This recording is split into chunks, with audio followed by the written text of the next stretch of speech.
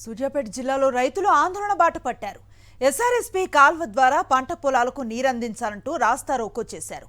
ఆత్మకూరియస్ మండలం నెమ్మికల్ వద్ద సూర్యాపేట దంతాలపల్లి ప్రధాన రహదారిపై సిపిఎం నాయకులతో కలిసి ఆందోళనకు దిగారు రైతులు.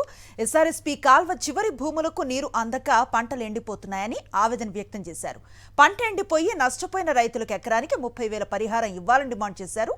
రైతుల రాస్తారోకోతో రాకపోకలకు అంతరాయం ఏర్పడింది.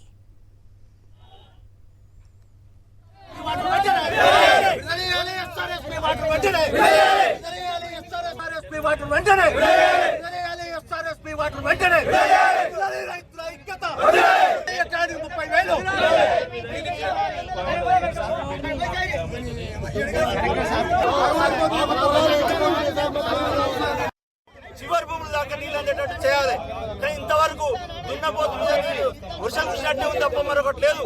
ఈ ప్రభుత్వానికి కళ్ళుంటే చెవులుంటే కనీసం మనుషులు అయితే ఒక్కసారి పొలాలకు వచ్చి రైతులు ఏ రకంగా నష్టపోతున్నారో పరిశీలించాల్సిన అవసరం ఉన్నది.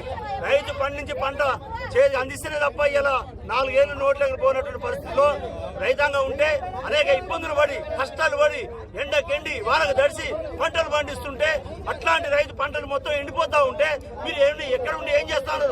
గాలి బంధు తవ్వుతా అనుకున్నారా? ఏమి పెట్టుకున్నారని అడుగుతా ఉన్నా.